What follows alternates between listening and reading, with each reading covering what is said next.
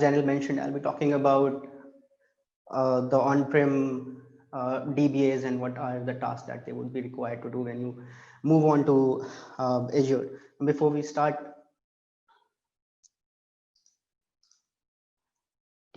just spend some time reading this, the code of conduct for Group By, and you can review the full policy at groupby.org, code of conduct. The link is at the bottom of the slide.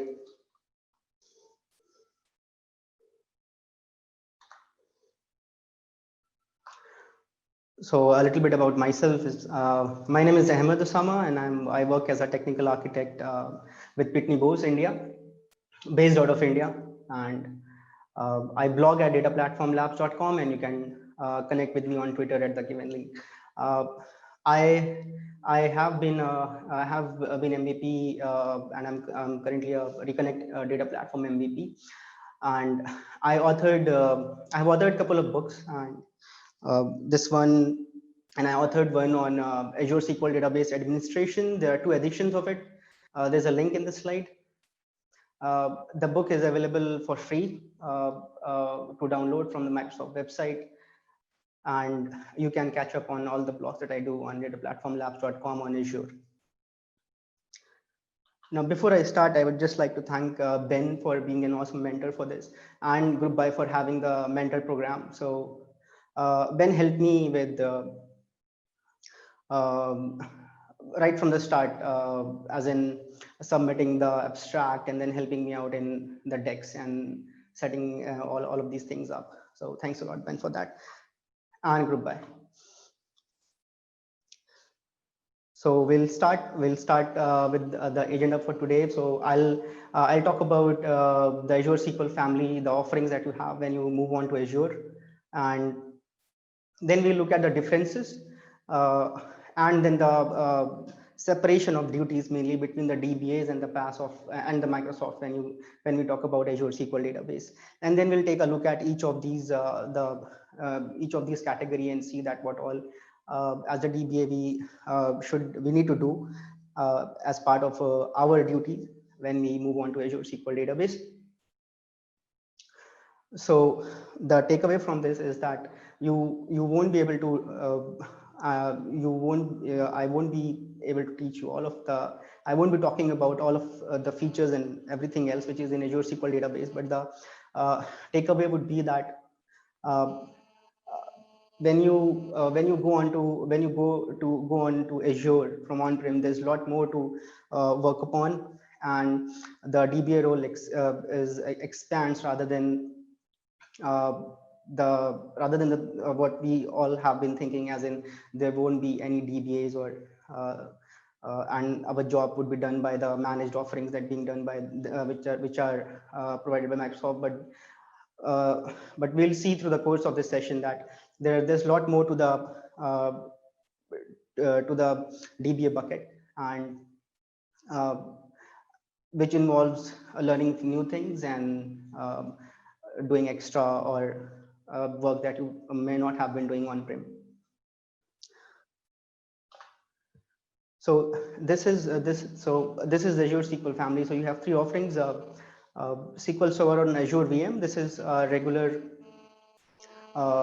infrastructure as a service, which is almost or rather similar to what we have in on-premise environment. So these are the snapshots from SQL Server Management Studio, Object Explorer snapshot, to what we as a DBA are more familiar with. So the first snapshot is when I'm connected to an on-prem server. The second one is for the managed instance, and the third one is Azure SQL Database. Now, if you look at these diagrams, you can make out the differences in between.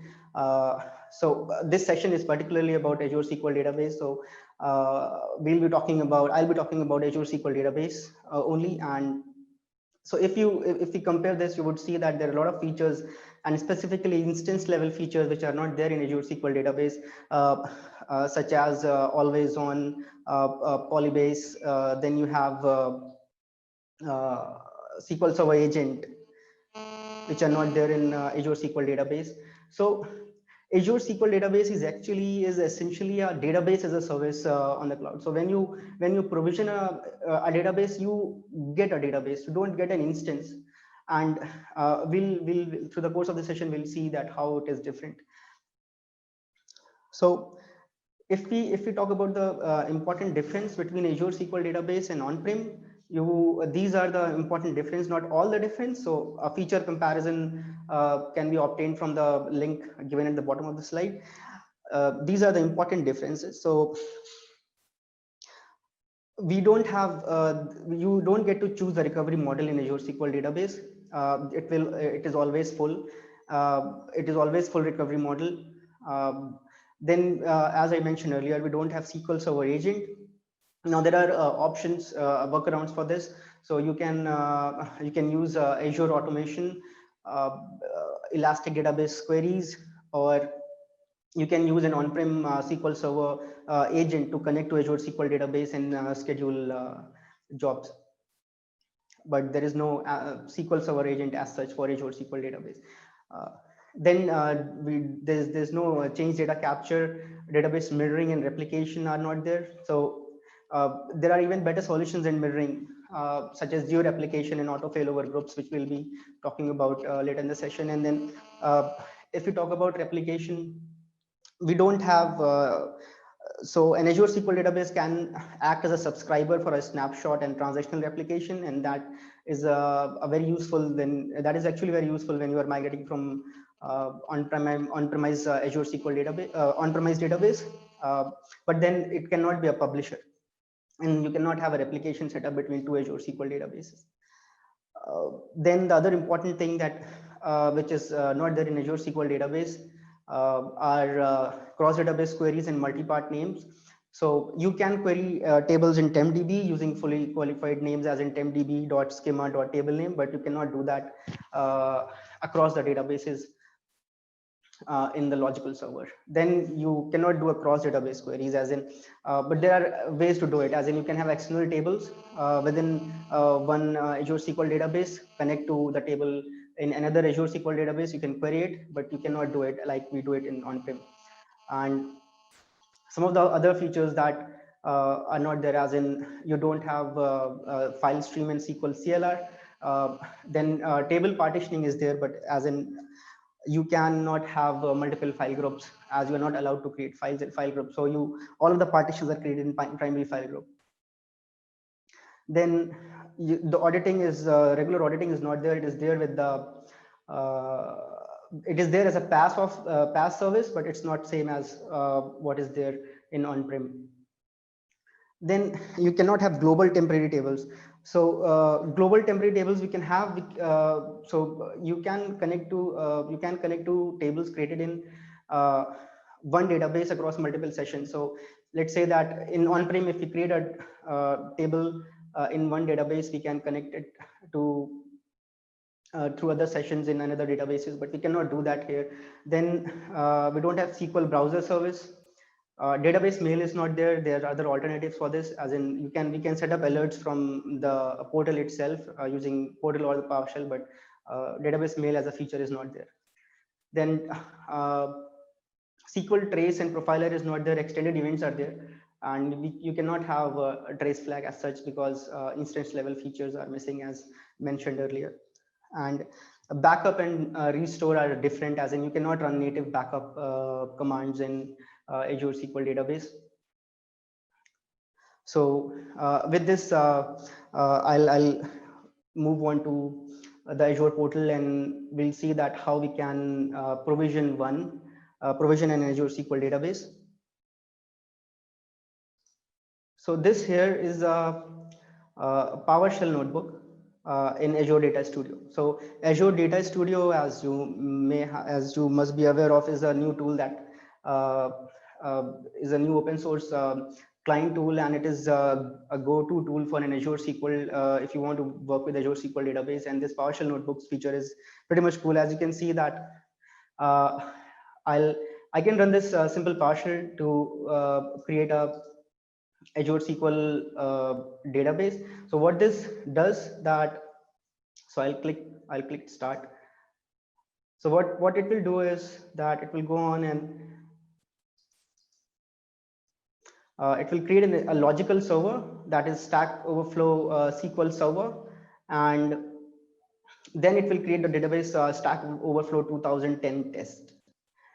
And this is an empty database. And this addition specifies the performance tier. So we'll be looking at the performance tiers later on in the session.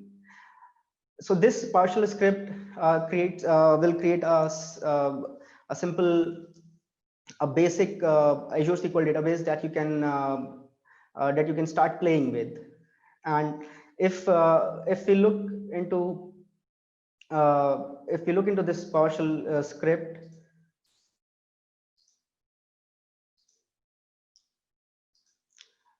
so it uses multiple different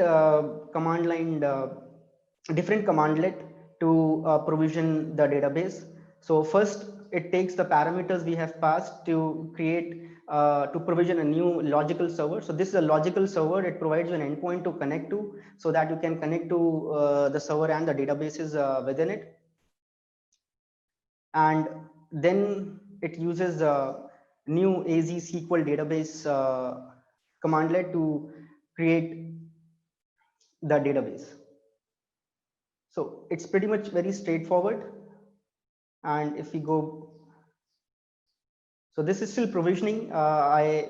Sometimes it takes time to provision, and so I already have a database provisioned, and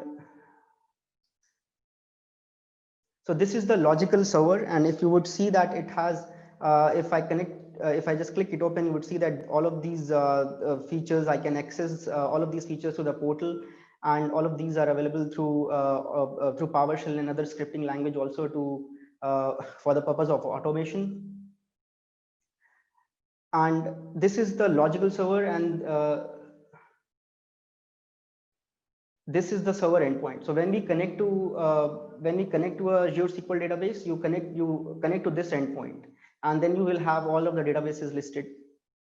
And if we go on and check for the SQL databases which are there inside, so I have this database, Stack Overflow 2010. So this is an overview of my database in the portal. So the next thing that I want to talk about are the purchasing options, or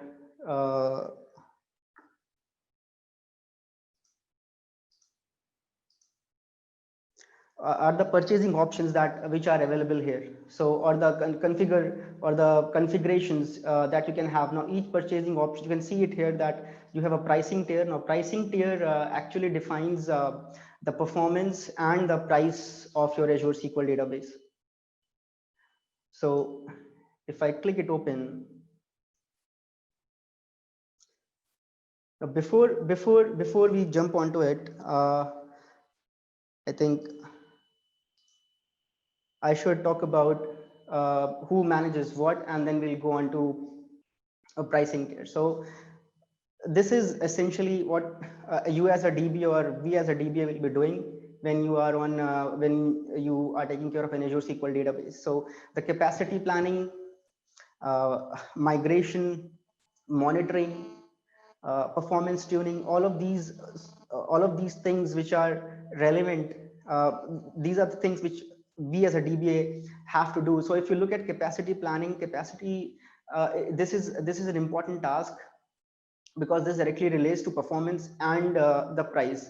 And cloud is not cheap unless you have it optimized. So this is an important part of a DBA's role when you are looking after an Azure SQL database. Then migration. Now as companies are adopting cloud, there have been a lot of migration from on-prem to Azure SQL databases, and this is also a tricky thing, and tricky thing to do, planning all of the migration and everything else. Now the DBAs need to be involved in migration right from the start, right from along with the application guys, figuring out how the migration can be done easily and cost effectively. Then the regular work that we have been doing, as in monitoring, performance tuning, configuration. outages and everything else, which this remains as is, as we have been doing in on-prem. Then the automation and the cost optimization. Cost optimization is an important area, as in companies with a bigger infrastructure, cloud infrastructure, they have individual profiles for cost optimization. So this is one good thing to add to your bucket if you want to manage an Azure cloud database. So on the contrary, Microsoft looks after all of your hardware, operating system installation. So we just saw that spinning up an Azure SQL database is running a simple PowerShell command, which is much more easier than what we have to do when we have to install it on-prem. So all of these time-taking tasks, they are being done by Microsoft. So you get native backup and restore. You get easy to set up HA and DR, a better security model wherein you have multiple levels of security. Then scaling between pricing tiers. This is being managed by Microsoft. We are only telling when not to scale, and the auditing, as we discussed earlier. Now this may not be all of the tasks that you would be required to do, but this kind of sums up a lot of things and a lot of tasks that comes into DBA's bucket when you are managing Azure SQL database.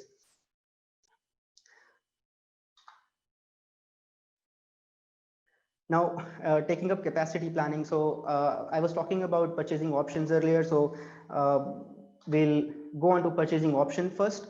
So there are two models. There are two options. First is a database transaction unit, and then is vCore. So a database transaction unit, as Microsoft puts it, is a blended measure of CPU memory, data, and IO. So they have some function wherein they input all of these values, and they get a finite D2 value, value. So if you look at it, this is just an abstraction on top of all of these different variables for you to choose for performance. So instead of measuring performance in terms of cores and memory, we measure performance in terms of DTU. So as you go from lower DTU to higher DTU, your performance increases and the price also increases. So this kind of offers you simplicity in terms, as in you don't need to look at multiple variables for performance. You only need to look at one variable, and you don't need to worry about how much of memory and CPU is behind a particular DTU. What you need to worry about is that am I getting the required performance at a given DTU level or not? If not, you can scale up or scale down as required. So there's a benchmark by Microsoft wherein they ran few tests and on a particular workload, on a given workload with some conditions, and they came out with a number that 1 DTU is equivalent to 1 transaction per second. This is available. This benchmark details are available in Azure SQL database documentation. If we talk about vCore, vCore is a lot more similar to what we have in our on-premise. So you get to choose you get to choose number of CPUs, memory, similar to how you do it in your on-premise. And the benefit of vCore is that you can port your existing license under Azure Hybrid benefit, and you can save licensing cost on CPU. So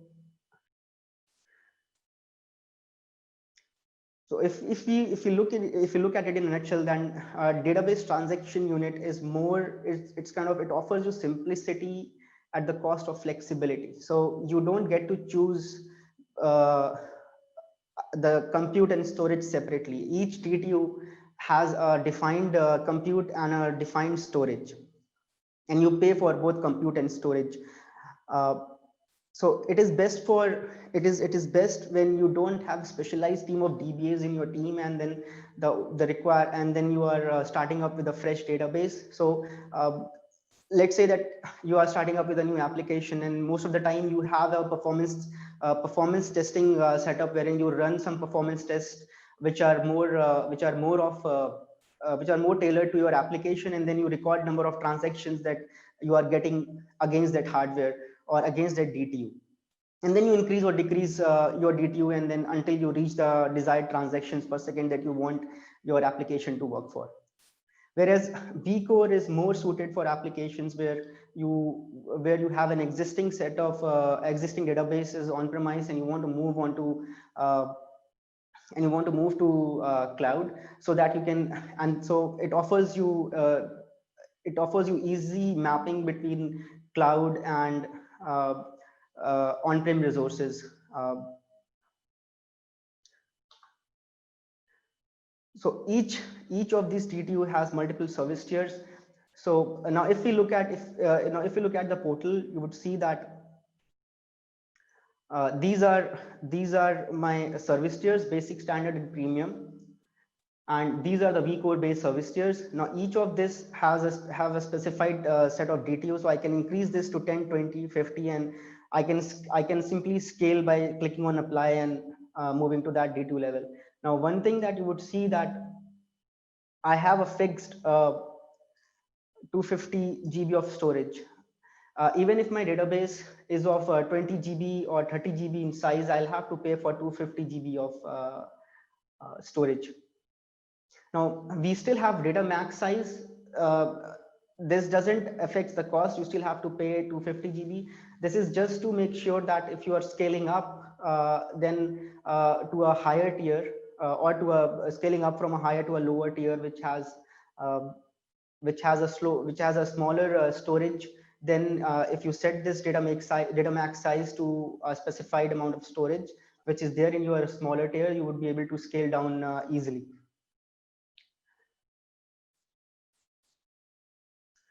Now each of this premium tier each of these service tier, they have specific performance baselines. And so if I go to this link, which is there in the slide, this actually compares the three service tiers, and you would see that I have a specified performance under each a particular performance under each service tier in here. So this helps you choose when you are moving on to Azure SQL database. So let's say that premium tier is for high IO or high IO intensive applications, and standard tiers are for a medium to low workload, general workload, production workload. And if I further go into each of these service tier, you would see that each service tier has a service objective. Each service objective has a specified amount of DTU in it. So S0 has 10 DTUs, 20 has S1, and then as you go up, you get better performance and a higher cost.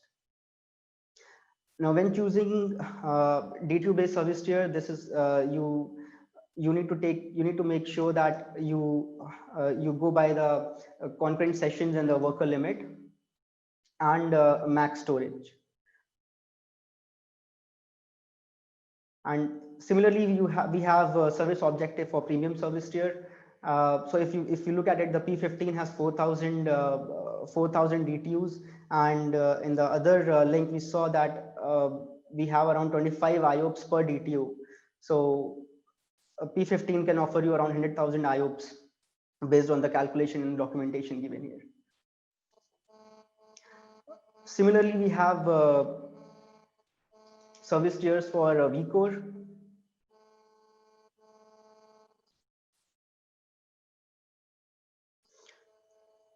So here you would see that I can choose the compute. I can choose number of cores I want. So, and the data max size. The cost here is driven by the data max size. So if I scroll down to the right, you would see that the cost is being calculated based on number of cores and the storage cost.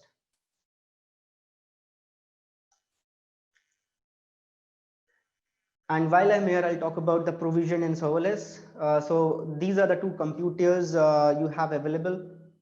So provisioned is more for a consistent workload where you have traffic all of the time. And serverless is for scenarios where you have intermittent pauses between the traffic. So you can save money by pausing your compute in serverless. So you have a specified minimum and maximum vcores, and you specify your minimum and maximum vcore, and your compute will auto scale in between your minimum and maximum limit based on the workload. And you can, as I mentioned earlier, you can pause your database. You can pause your database here. So if it is idle for say an hour, it will shut itself, and then you will only pay for storage. So serverless makes a good use case, makes a good it's a good choice for scenarios for dev or QA environment wherein you don't have developers or QA testing all of the time, and then keeping historical data.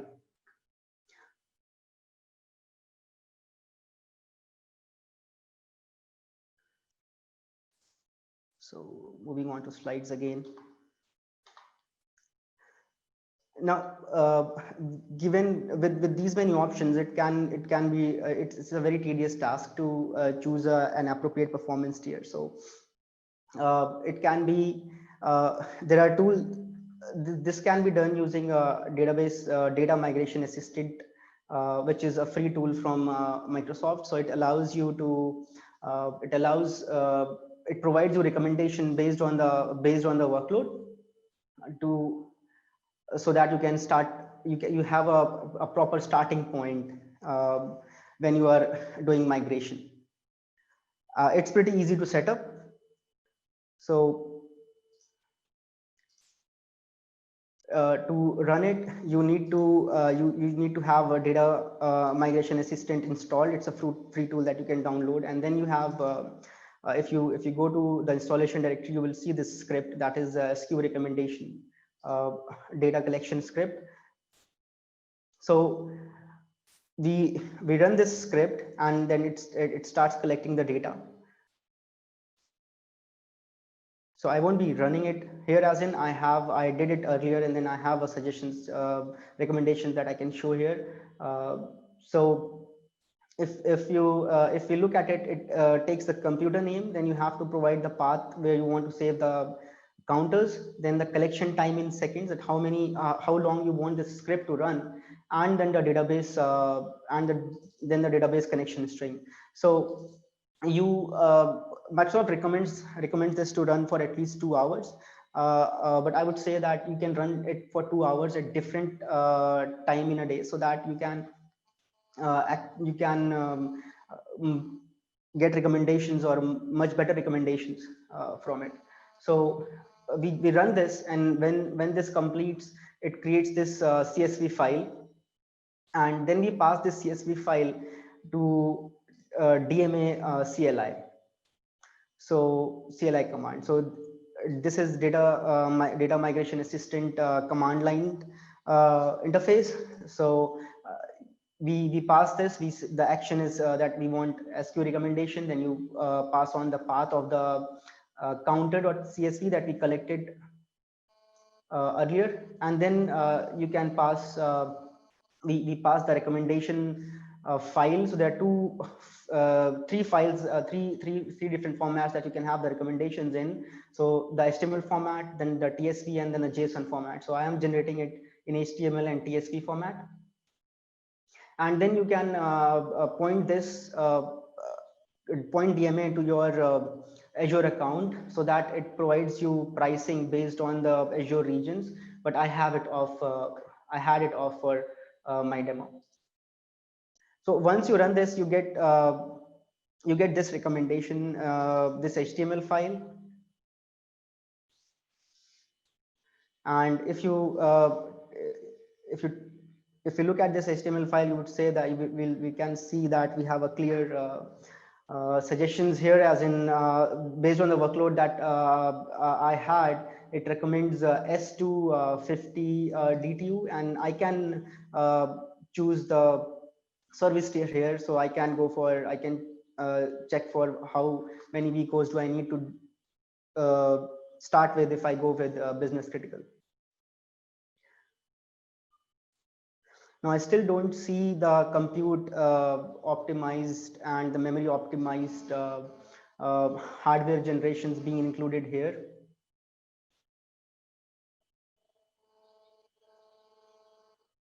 But we do have hardware generations as in general, compute optimized, and memory optimized, to which we can easily map our on-premise workload. So general provides you a more balanced most balanced option, wherein and then you have compute optimized, wherein with every core you have less of memory compared to general. And so I think I have that open here.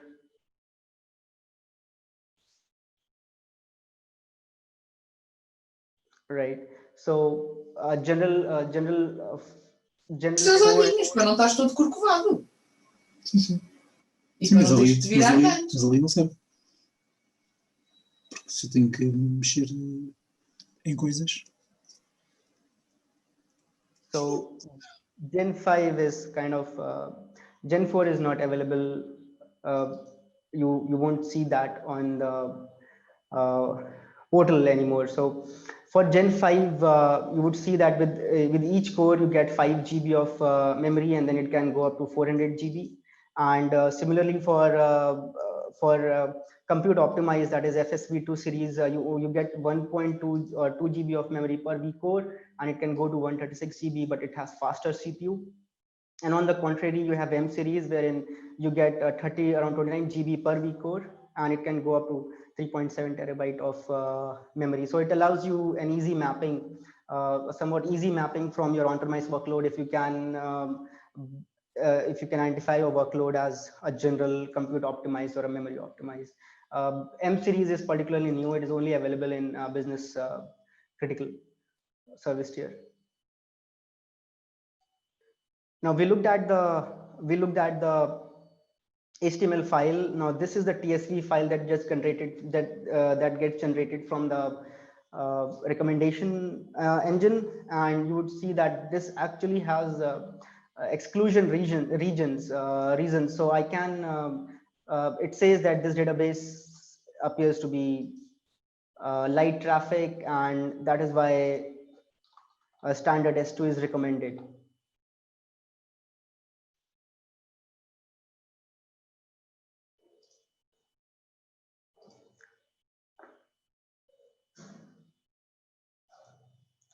So now the choices cannot only be based on these things. There are other things that you may that you need to consider, as in whether your service tier supports column store index in memory OLTP or not, and that also defines the choice of the service tiers. Once you have a starting point, then you can run your test, and then scale up or scale down, as we see that scaling up and scaling down is kind of easy, and then the scaling up and scaling down may vary. The time may vary with the size of the database. So with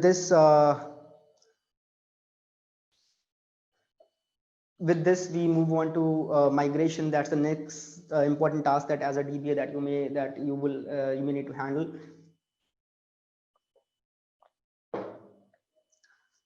So migration is not only moving the data in the schema. Migration is working closely with application team to figure out how you would be moving your application. So there can be multiple scenarios. You may be moving your entire database, or you are breaking your application into microservices, and then you and having one data store or database for each microservice and then moving on to cloud. So as with these scenarios, the migration changes, the strategy changes. So moving the data and the schema, you can do that easily with a set of tools available. It may take some time to get hold of those tools and set up the migration, but more important task in migration is to have a migration strategy, get in touch with the application team, beyond that same table where you are discussing the design or the entire Azure design and how each service in your application connects to the database. And then once you know that, then it is a lot easier to migrate your databases. So when you are migrating, the first, as we have seen that there are differences, first thing you should be doing once you have a strategy is to find out those differences or the compatibility issues that you can do using a data migration assistant, which we have already seen.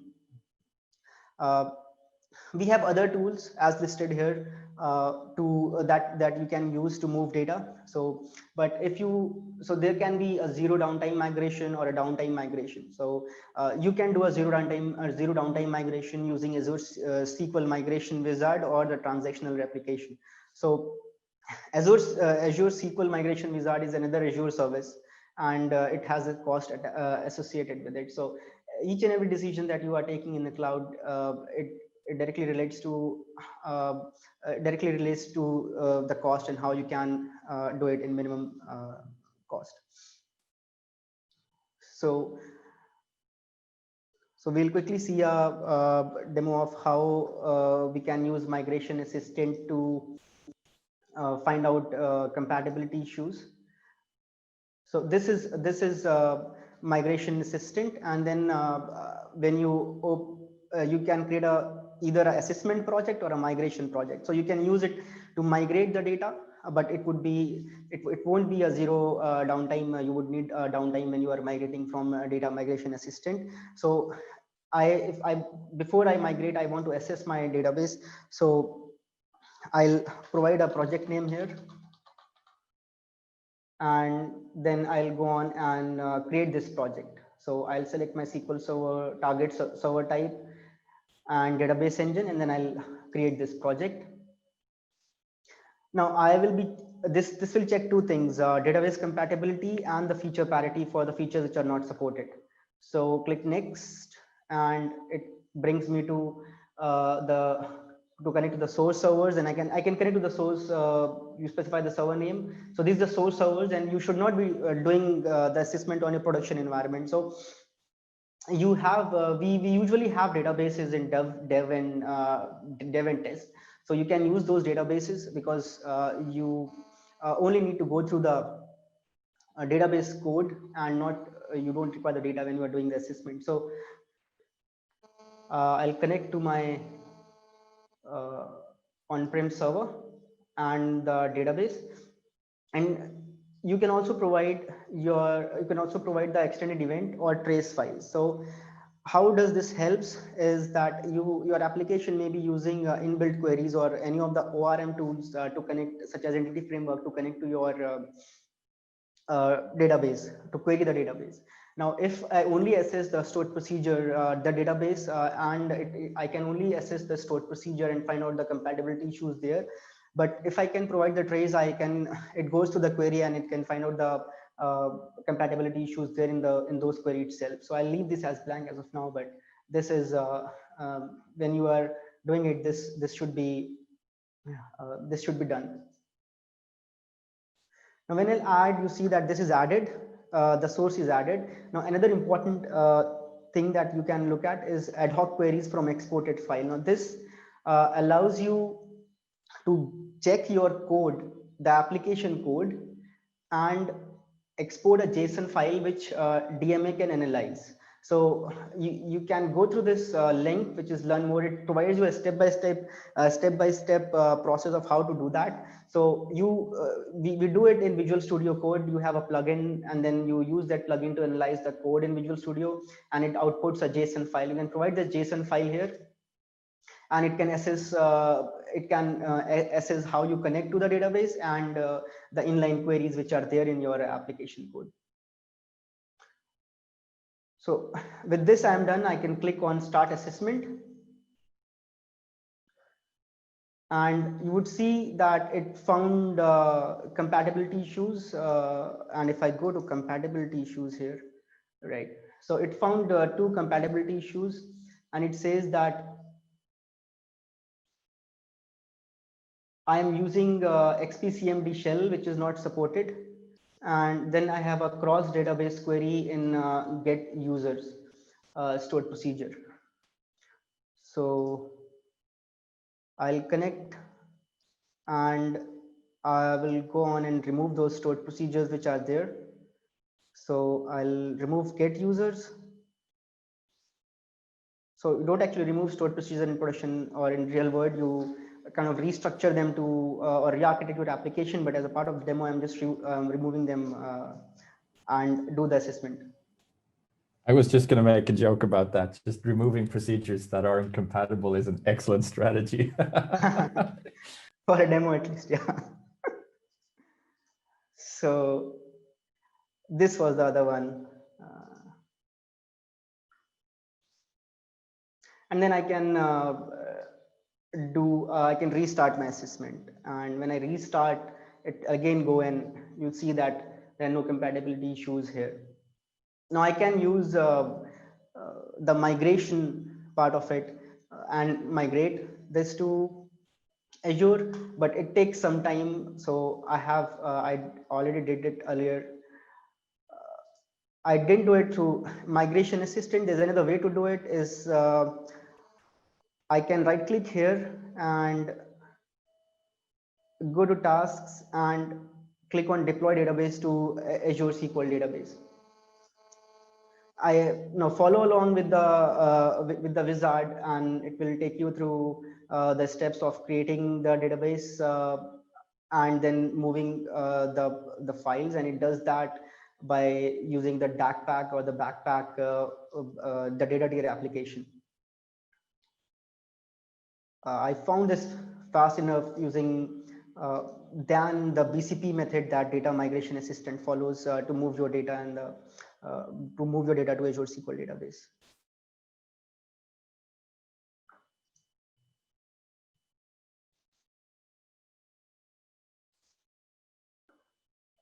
So this is just a small demo. This is not all of about migration. Migration project are quite a lengthy project, and they need to be kind of taken care very carefully, as in, and as I mentioned earlier, the important part of is how to define migration strategy rather than moving the just moving the data in the schema.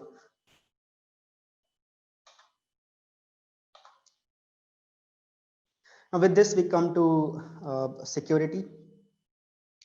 So I'll head over to portal and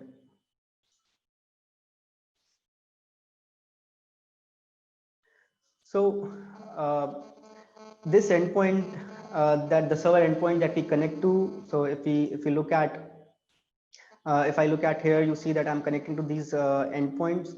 Now these are public endpoints. This is a public endpoint,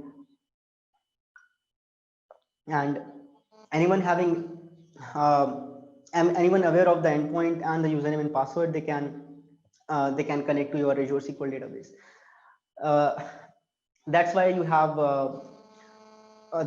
firewalls, and then you have multiple levels of security within that. So I can whitelist my IPs, and the IPs that I whitelist will only be able to connect to my Azure SQL database, even if even being the endpoint being a public endpoint. Now, if you consider this in an environment where you have a lot of users, this becomes a problem managing and whitelisting IPs. Now, to do this, there are multiple ways to do this. The first is that you can have a jump or a bastion server that has access to Azure SQL DB. So you whitelist that IP here, that one IP here, and then users connect to that server, and then from there they connect to this IP. The other way of doing this is to add a service endpoint, or add a service endpoint. So a service endpoint allows access to entire an entire virtual network or a VNet within Azure. So I have a VNet, and then I have virtual machines and other services within that VNet which require access to Azure SQL database. So instead of having listing down IPs separately and having a jump server or everything else, then I can add the VNet. I can add that entire virtual network, and then within the firewall. So anyone, any service or any VM within this virtual network will get access to Azure SQL database. Now, the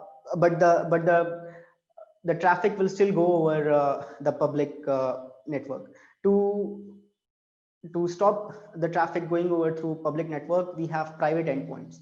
Now, private endpoints, they tend to they assign a public IP to the Azure SQL database. So once you from the particular VNet that you give access to, so and then you can deny access to the internet. So you see an option here. So to add a public network access and assign a public IP to your Azure SQL database, we can do it from portal here, and I also have the script to do that in the PowerShell notebook, which is there in the GitHub. I'll share that link in a while. So it's easier to explain it from the portal. So I click on deny public access, and then I'll be taken to this screen. I can give a name to my private endpoint.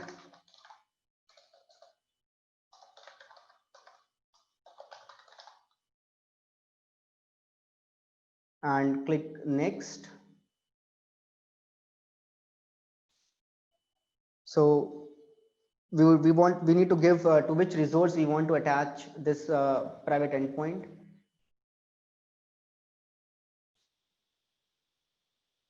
Attach this to SQL Server resource, and then I can select the SQL Server to which I want to attach this resource. So this is the server that we want to attach this resource, and then we can click on configuration.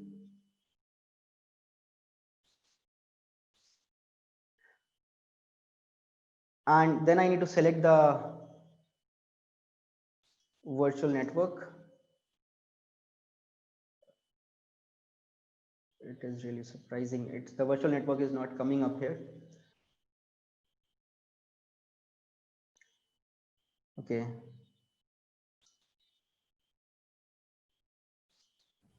Are you in the right subscription? Could that be an issue? Yeah, I'm in the right subscription. So let me try it through.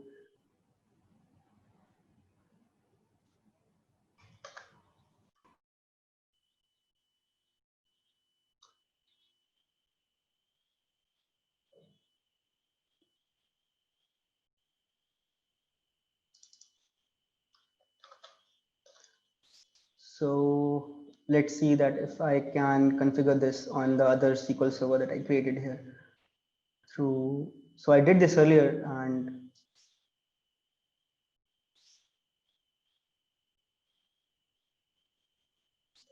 so while it runs, so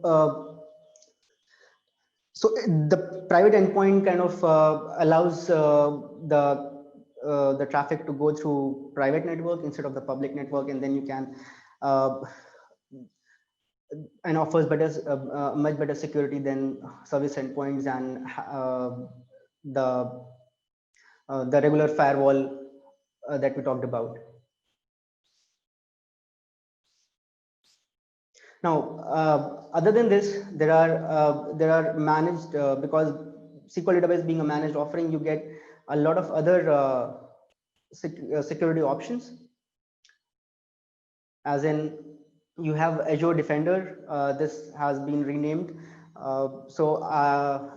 You get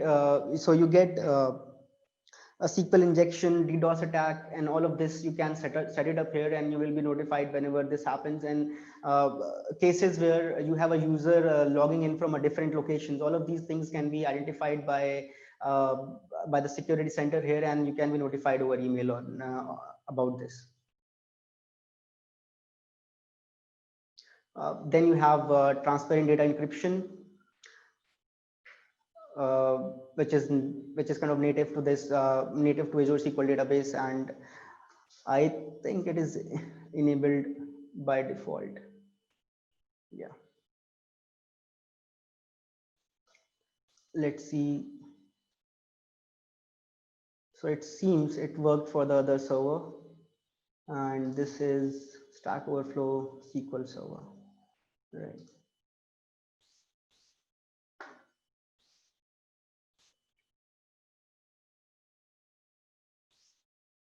So I'll find out. This is Stack Overflow SQL Server, and we go to SQL databases.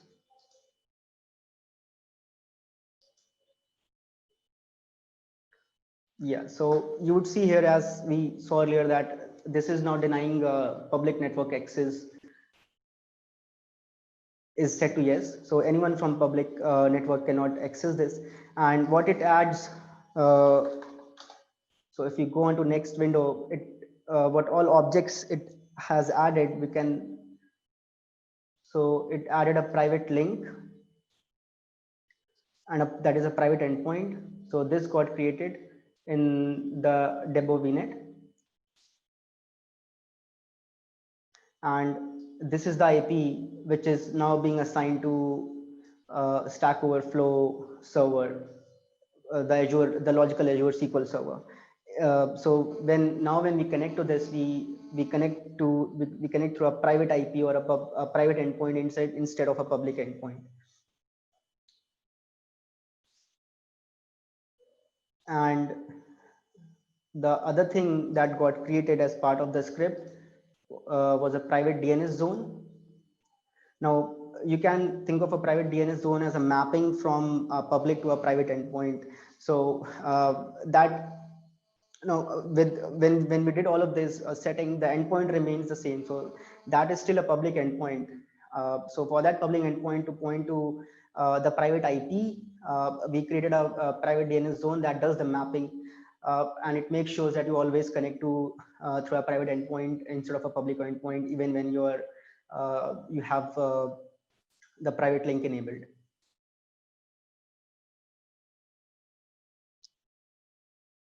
This is really nice stuff. Did you specify the name private link, or was that something that was generated with the private DNS zone? Yeah, I'll go through the scripts. So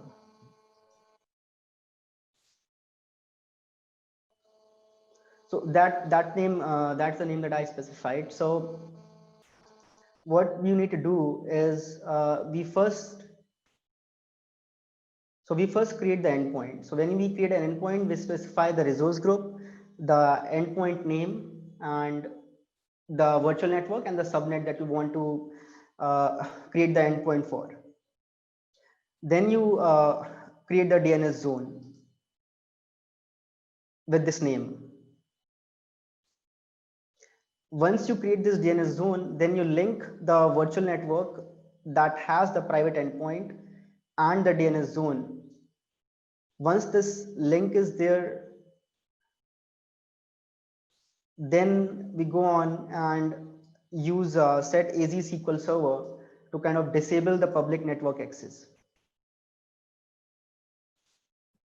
I think I have some servers I have to go through after this session. This is a great tip. So the thing I like about it is that all of this is very easy to configure, and uh, even if you look at this partial notebook, now I can this is a small with limited things that I can do with this notebook, but I can have a notebook and I can use it to spin up my dev and test environments, and that have the same set of features that are with similar set of features and options. So being a DBA, you are not only a DBA as of now. So you are moving towards a DevOps, more of a DevOps kind of profile is being there in as part of your job now.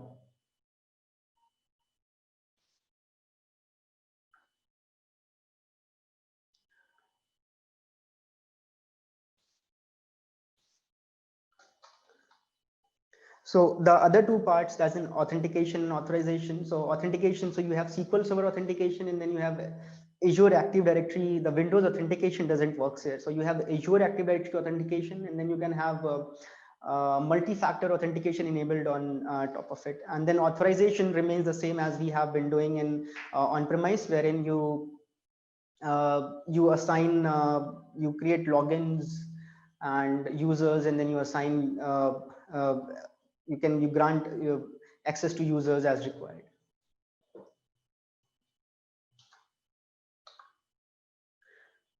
Monitoring is another important part of a DBA profile, and we have a lot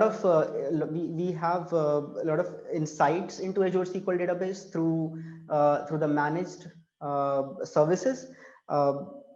And then we can still monitor SQL database through DMVs, like we have been doing in on-premise. There are few changes in the DMVs, but then you can still use all of your Paul Randall and then SP who is active. All of these things, they can work with the Azure SQL database with few with few modifications, and then you get some inbuilt monitoring. So if so I'll connect to the SQL database here.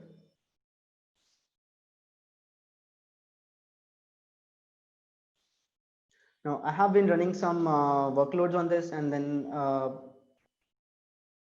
just to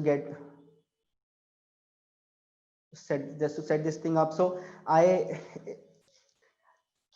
if I go and search for monitoring, I have alerts, metrics, and diagnostic settings, and all of these things are there. But then we have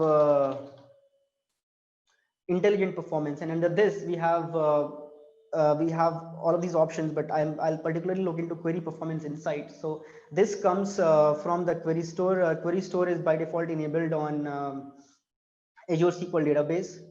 So I can work through this dashboard, and I can find long running and resource consuming queries like I have been doing on my on-premise. It just makes it easier instead of installing a third-party tool, or I can use the native tool to do the work that I have been doing earlier. So if I go into long running queries, you would see that I have some queries here, and I can customize this. I can customize this chart. I can choose the metric that I want. So let's say I want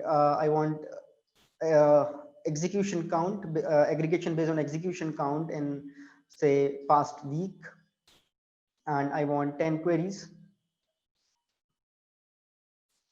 I would change the metrics on how the metrics are being aggregated as the max, and I click go. You would see that it gives me the queries here, and arranged by the execution count. Now I can go into each of these queries. So I can look into this query, and then I can decide as in what needs to be done, look into and tune it, maybe create some indexes and rewrite it. The other thing that we have as part of managed service is automatic tuning.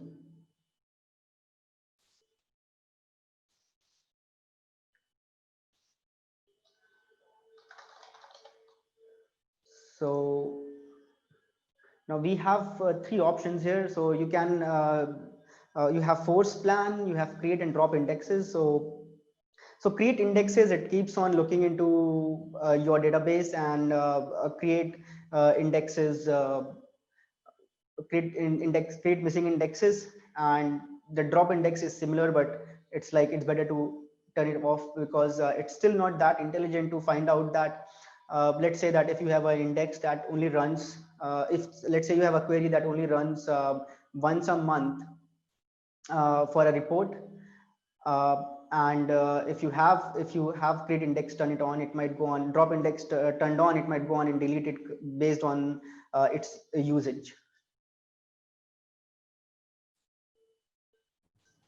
Sounds super scary. Yeah, it is. So, and same is the case with the force plan, as in it looks into your historical plans, but if you don't have any plan to force, it still won't work. The other thing in monitoring, the challenge in monitoring Azure SQL database is that you cannot control when it is restarted. So let's say even if you are using any of your custom queries to monitor it, you need to run them say every 5 or 10 seconds and collect the data, as this can restart without us knowing.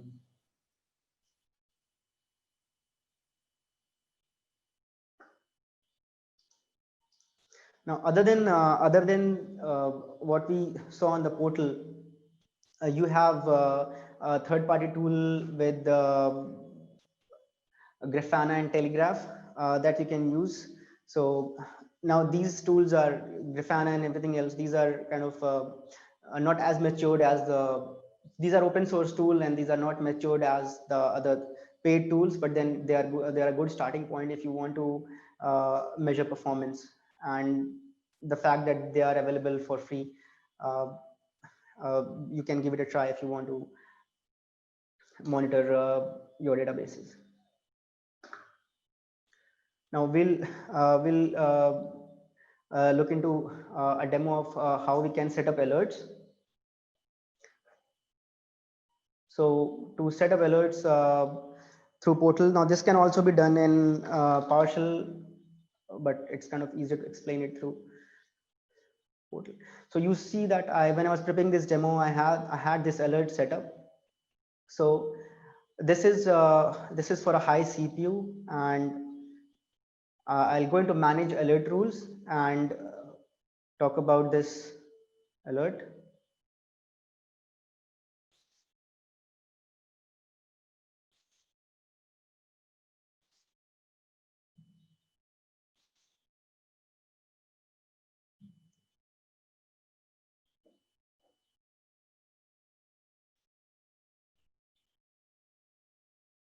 It seems the alert is deleted, but the history is there.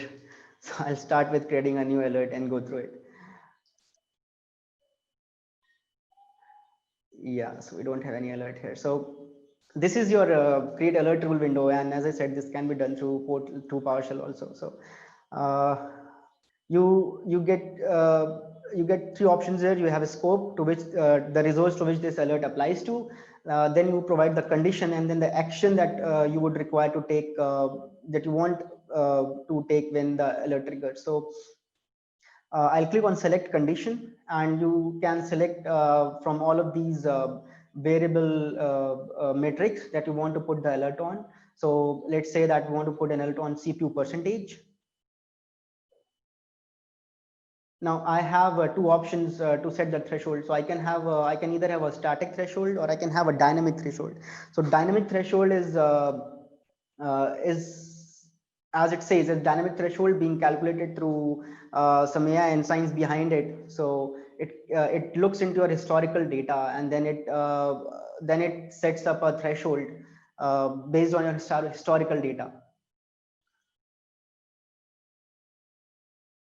So when we go on to static, so let's say I can say that alert me when my CPU goes above 40%, or the maximum CPU goes above 40%, and this tells you that for how long the condition needs to be there. So if my CPU is if my CPU is 40% threshold for around a minute, so just alert me. So I'll click done to close this. And so I have a condition set up, and then you can see that this is total cost of $0.1, which is being attached to the alert itself. So the other thing that we can do is we can create a action group. So what actions are to be done when this alert get triggers. So I can create a new action group.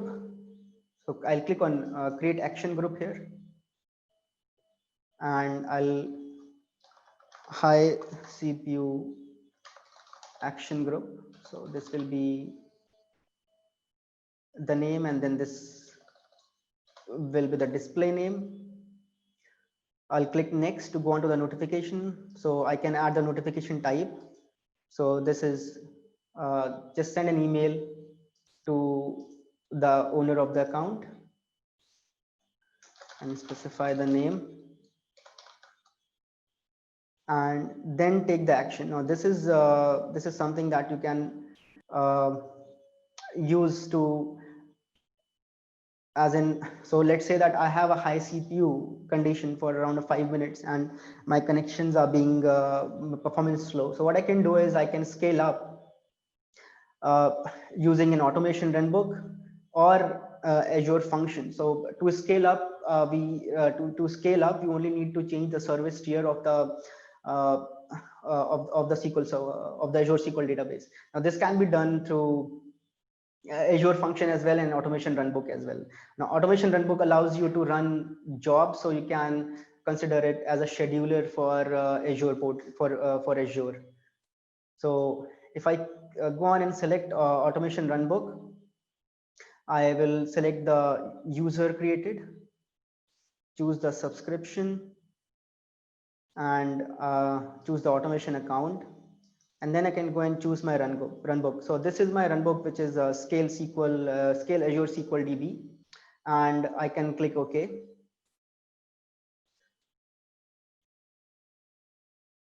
Then I can go on, add tags if required, and otherwise create this action group.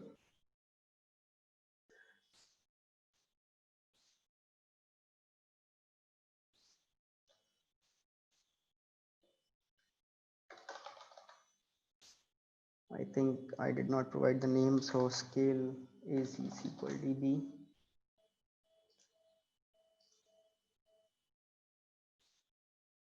Review and create. So this is, then you can go and specify the alert name, description, severity, and then you can create the alert. So I was showing earlier that I already had an alert trigger, and before that I would show you, I would show the Azure automation and the runbook command that runs when the alert is triggered. So I'll go to automation accounts, and I have this automation account already created, that is it automate. And under this automation account, before you so you set up your runbooks, you need to import SQL modules so that you can connect to Azure SQL. So you can browse through the modules gallery and then import this module here, which I already did ahead of time. So then I'll specify credentials. Now this credentials, these are the credentials which are required to connect to my Azure SQL database. This is the regular SQL authentication credentials to connect to my Azure SQL database, so that I can use this in encrypted format within my runbook. So now I go to my runbook. So runbook just provides you a space where you can write your code, which can be triggered from an alert or from any other Azure service. So as we see, we have this scale Azure SQL DB runbook here. This is a PowerShell runbook. So when I click this runbook, I have an option to edit. So I can edit this. Now this will allow me to write the PowerShell code here, and you would see that this PowerShell code this connects to my database, that is AO Stack Overflow 2010, and then it runs this command. So this command modifies the addition and the service level objective of my database. So this is something we can use to scale up whenever you whenever there is a whenever the alert is hit. So let's say when the alert condition is reached, it will trigger this runbook, and this command will be run, and then SQL will scale up to the desired service level. Now all of this can be parameterized as well. I don't have it parameterized for the sake of the demo. So this is the runbook which gets triggered. And so when I was setting this up, you can see that I have job statistics here. So this was triggered 3 times when the alert was hit. And you can kind of do all of this through the scripts that we have through PowerShell also.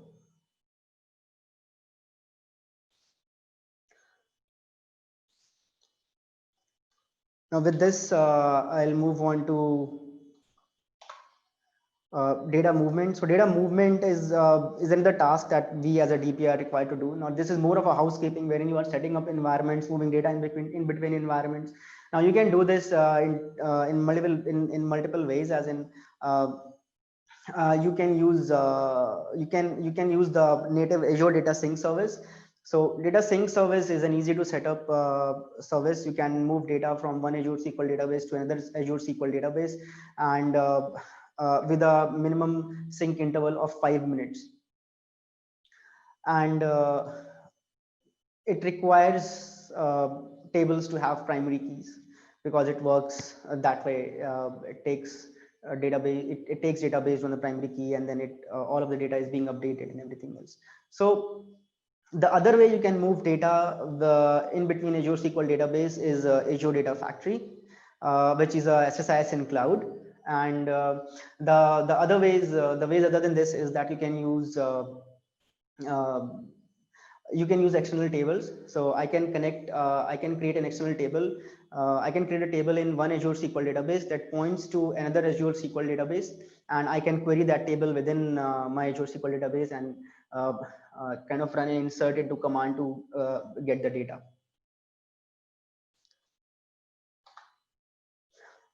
Then we have HA and DR options. So as I mentioned earlier, these are the things which are available as a part of managed service. So we don't actually get to set this up. It's all being done by Microsoft. It is just we need to enable these things as required. So we have 2 options here: active geo replication and auto failover groups. So geo replication provides you a manual failover, and you have 4 readable secondaries in the same or different region. And auto failover groups are more like always on. So you get a secondary replica, only one secondary replica in a region other than your primary replica. And you can fail over one or more databases as a group. But in active geo replication, you can only have one. You can only fail over with one database at a time, but in failover groups, you can fail over multiple databases at a time. Now, one thing where auto failover groups come handy is when you have elastic pools. So let's say that an elastic pool allows you to have databases with varying workload in a pool, so that you can save cost by assigning eDTUs instead of single DTUs or vCores. So you can fail over all of the database in that elastic pool at once onto the secondary, or the regular or the other scenarios are where you have an application which is depending on one or more databases, and then you can have auto failover groups to fail over all of those databases to secondary whenever there's a problem with one of the databases.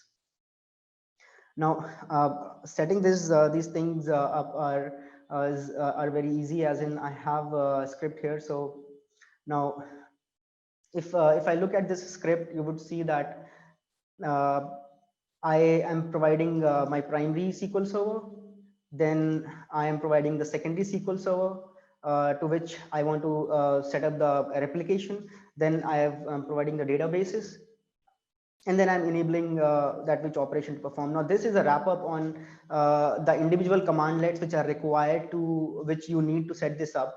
This is not an actual command that you will be running. So I'll just start this over and see that if I'm able to do this, if this runs.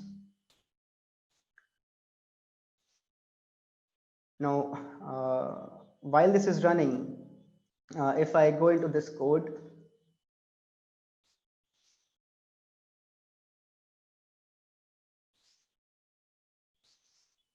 active geo replication. So you would the important commandlets here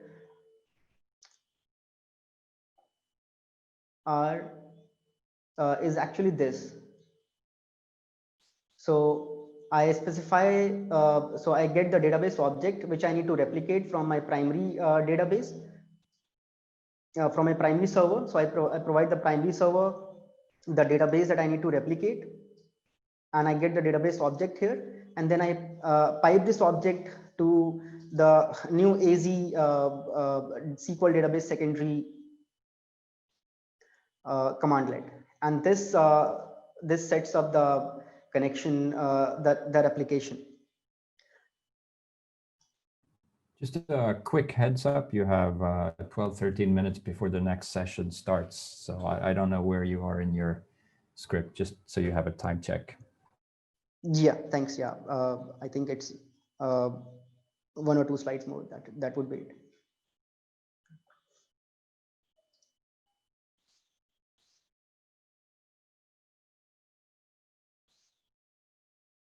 So now if I go back and check this, so this is still running. So this takes some time because it provisions the secondary server, and then it is now replicating. Now at this point of time, if I go to my server,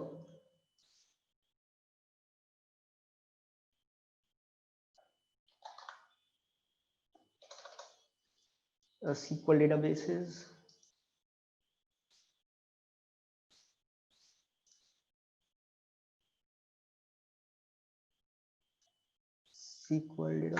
and geo replication.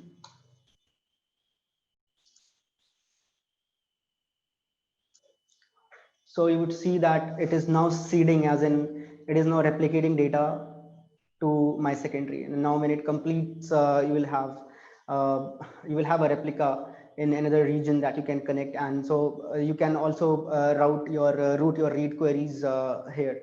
Another difference between geo replication and auto failover group is that with geo replication you need a different connection string to connect to your secondary, but auto failover being built upon always on, you don't need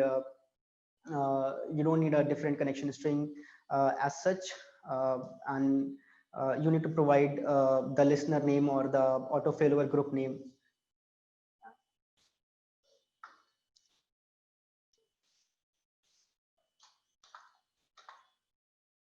So while this is being done, I think we have already seen vertical scaling. So vertical scaling is when you scale from a lower performance tier to a higher performance tier, and horizontal scaling is when you shard your multiple databases. Now this is a feature that's being offered by Azure SQL Database, that you can shard your you can have shards of database, and then you have a shard manager that controls the data which is being inserted or read from those multiple shards. And now I have covered all of this in detail in my ebook, along with all of the setup and scripts and everything. It's kind of a big topic to cover in here. The idea here is to tell you that you can have both vertical and horizontal scaling within Azure SQL database. And we have seen an example of automate vertical scaling, wherein we set up an alert, and then that alert triggers a runbook, and that runbook actually modifies the database to use a different service tier. The another thing that as a DBA you would be doing is doing a maintenance task, as in, so maintenance task you can do as Azure automation, just like what we saw earlier. So instead of running the query for scale up, you can run your index maintenance query, and this also gives you a way to run multiple queries on all of your Azure SQL database in whatever scenario it's required. And if you talk about CheckDB, so CheckDB is optional, as in if you go through this link, so it is optional. You can configure, you can run it, but this is also being taken care as a part of managed service. So as I mentioned, this is similar to creating an Azure automation job. And the important part that I have been talking about in all of in the entire session is about the cost optimization. So one thing that you can miss when you're starting up with Azure is the dev and test pricing. So you can have your dev and test environment with dev and test pricing with this, which is around 30 to 40% less than your production environment. So you can have a dev and test environment with dev and test pricing, which is a lot cheaper than your production environment. Then you need to consider cost in everything that you are doing on Azure, as in choosing your initial performance tier, and then from there you go on, and when the project goes live and then it is up and running, then there is a regular monitoring which is required. And the benefit here is that whatever performance improvement you apply to your Azure SQL database, you can get the benefit of it by scaling down your service tier. So instead of on the contrary, in your on-premise environment, whatever resources you are saving or optimizations you are doing, you cannot save the cost by scaling down your on-prem environment as easy as it is there for Azure SQL database. So a constant monitoring and tuning is kind of required and helps in saving cost.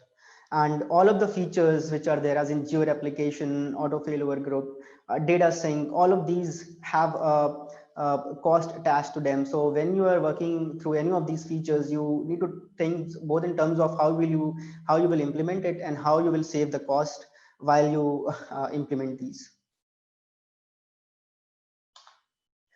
To summarize this session, that when you are moving on to cloud and managing an Azure SQL database, your role is kind of rather more important. And as we have seen that there's lot to look at and learn. And this not only requires you to learn these specific things, but this requires to have an understanding of Azure architecture, entire Azure architecture, the networking things, so and Azure storage and lot other services. And what I like about is that the ease of how you can do automation. So you can have multiple ways to set up your infrastructure, and that puts you into DevOps shoes as well. Then you have new monitoring tools to configure and to learn, and then new ways to monitor Azure SQL database. So thanks a lot for your time, and Daniel, I can take questions now. Cool, thank you so much. I've been working with Azure SQL Database